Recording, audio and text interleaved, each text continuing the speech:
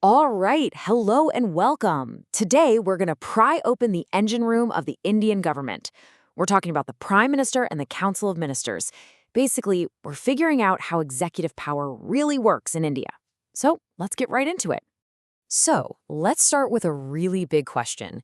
Who actually runs the show? It seems simple, right? But the answer tells you everything you need to know about India's parliamentary system.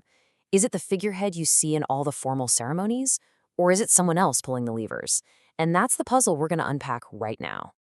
And here's the big reveal, right off the bat.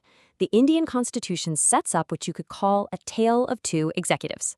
On one hand, you've got the president, who is the nominal head of state, the formal figurehead.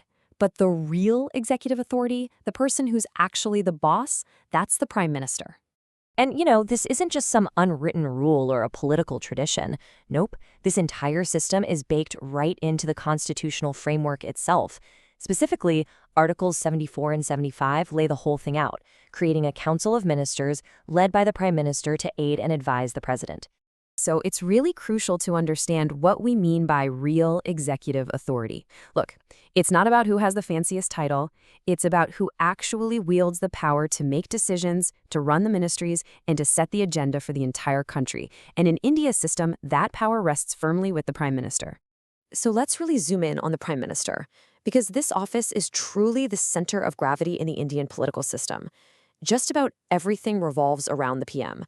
But how does someone land this incredibly powerful job anyway? Well, officially, the president is the one who appoints the prime minister. Now, most of the time, this is pretty straightforward. It's the leader of the political party that has a clear majority in the Lok Sabha. But if no single party gets a majority, what we call a hung parliament, then things get a little more interesting. The president then appoints the person who can prove they can stitch together a coalition and command a majority. Now, here's a really interesting and super important constitutional rule. A prime minister doesn't actually have to be a member of parliament on the day they're sworn in. But they can't avoid it forever. They have a strict deadline, 6 months to get elected to either house of parliament. If they can't do it, they have to resign.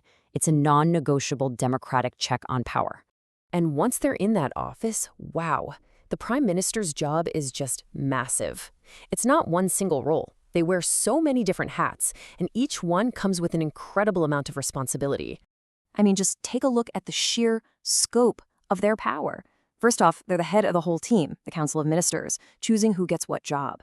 They're also the main link, the primary channel of communication between the council and the president.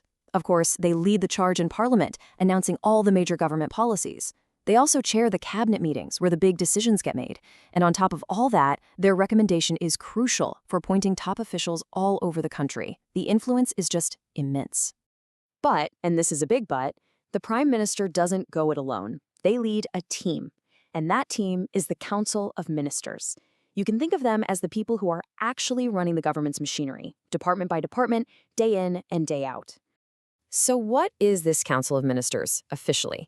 Well, constitutionally, it's the entire body of ministers, with the PM at the top.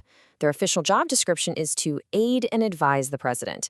But as we now know, since the PM is the real executive, this council is pretty much the government's main engine room.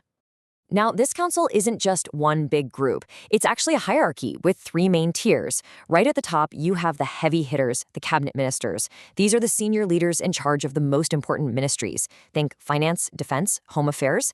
Below them, you have ministers of state, who might run a smaller ministry on their own or help out a cabinet minister. And finally, you've got deputy ministers, who are there to assist the senior ministers. But here's the thing. Even within this big council, not all ministers are created equal. Not by a long shot. The real high-stakes, day-to-day decision-making power, that's concentrated in a much smaller, way more exclusive group. And that inner core, that's the cabinet.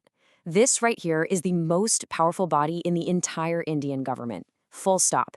It's made up of only the most senior ministers, and this is where all the major policy decisions for the country are hammered out. When you hear that the government decided something, 9 times out of 10, they're talking about a decision made by the cabinet. Okay, so we've got the prime minister, we've got their powerful cabinet. But how does this whole operation actually work? What are the constitutional rules of the game that govern their power and, just as importantly, keep them accountable? All right, the single most important principle you need to know is something called collective responsibility. This comes straight out of Article 75(3) of the Constitution. And what it means is that the entire Council of Ministers is responsible as a single team to the Lok Sabha. They have to publicly back every government decision. It's like the old saying goes, they swim together or they sink together. And that whole sinking together thing, well, it has an official name, the no confidence motion. If the Lok Sabha, the House elected by the people, decides it no longer has faith in the government, it can pass this motion. And when that happens, it's game over. It's not just the PM or one minister who leaves. The entire ministry has to pack its bags and resign. It's the ultimate accountability tool in a parliamentary democracy. You know, you'll often hear this formal phrase that ministers hold office during the pleasure of the president. But let's be real, that's a constitutional formality. In the real world of politics, a minister's job is safe only as long as their government can command the confidence of the Lok Sabha. That's the only thing that truly matters. And one last rule. Can a government just keep adding ministers forever to keep everyone happy? Absolutely not. The 91st Constitutional Amendment back in 2003 put a hard stop to that. It created a firm cap. The total number of ministers, including the PM, cannot be more than 15% of the total number of seats in the Lok Sabha. Whew. Okay. We have covered a lot of ground, from the PM's powers to the rules of collective responsibility. So let's just boil this all down to the absolute essentials, the key takeaways you should really hold on to. All right, here we go. Your key takeaways. First, PM equals real executive. The president is the nominal head, but the prime minister is the real boss. Second, the 6-month rule. A PM has to get elected to parliament within that time or they're out. Third, the Lok Sabha is everything. The government's survival depends completely on its confidence.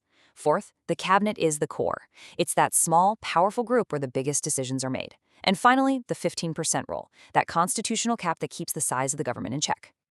And that brings us to our final thought for today. As you can see, this whole system is really designed to create a very strong, very stable executive, led by a powerful prime minister. And that can be great for getting things done. But it also means a ton of authority is concentrated in one office. So the big question I want to leave you with is this.